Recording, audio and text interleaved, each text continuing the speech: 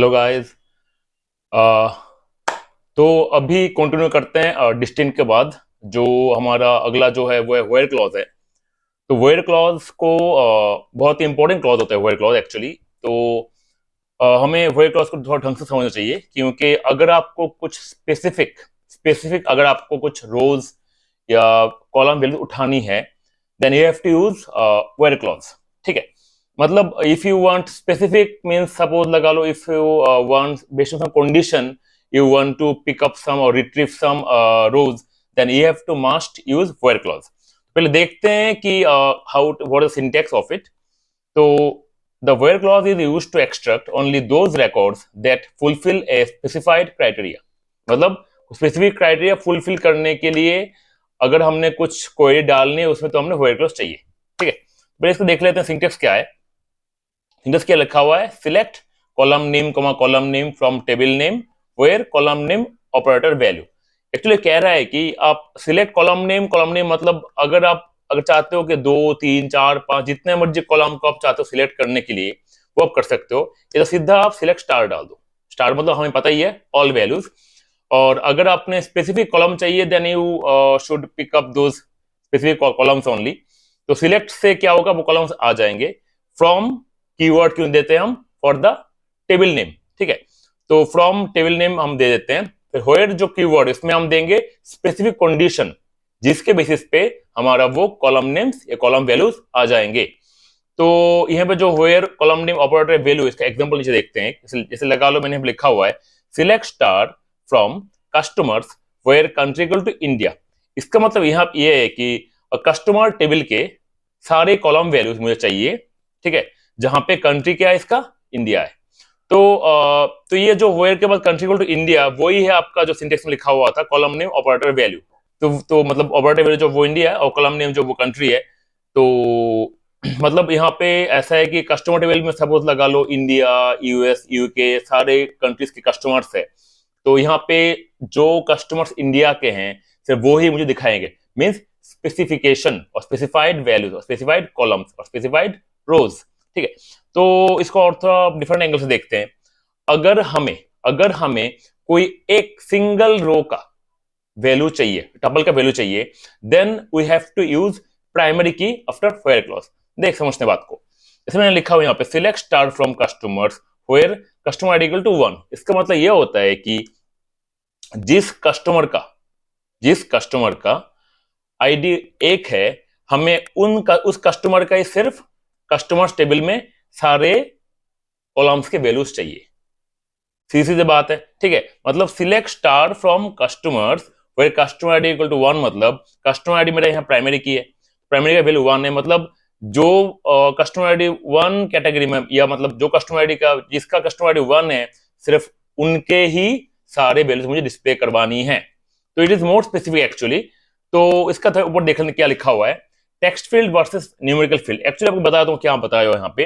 अगर आपने where clause के बाद अगर आप वैल्यू डालनी है, अगर वो इंटीजर या न्यूमेरिकल वैल्यू हो, then you don't need to put any column, single quote और डबल कोट।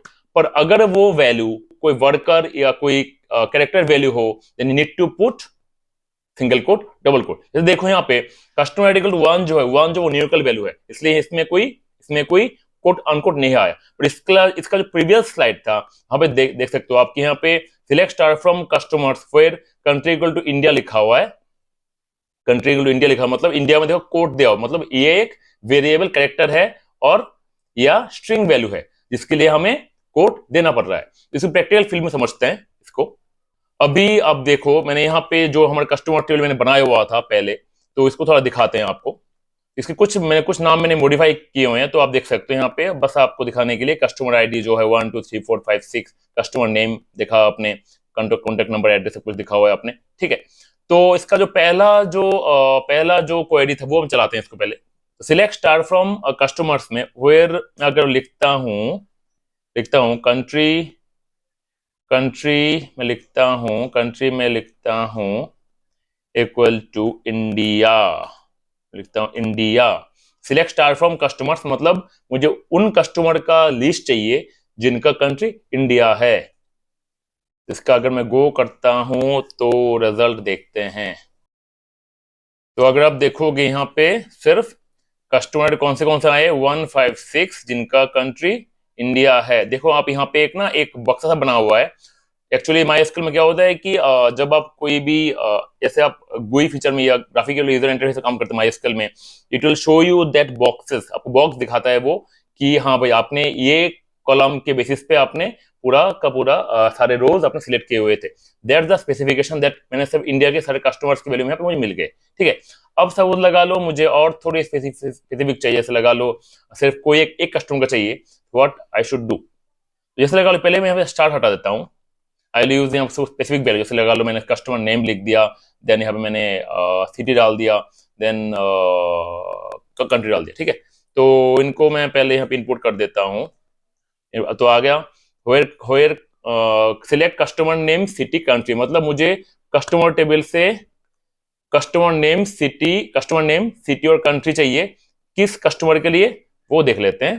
तो अगर सिंगल लाइन चाहिए तो मुझे प्राइमरी को उठाना पड़ेगा। प्राइमरी कौन सा है, कस्टमर आईडी है, इक्वल टू मैं लिख देता हूं टू लिख दिया मैंने। तो उसका मतलब क्या है कि जिसका कस्टमर आईडी 2 है उस पर्सन का मुझे कस्टमर नेम सिटी और कंट्री का वैल्यू चाहिए।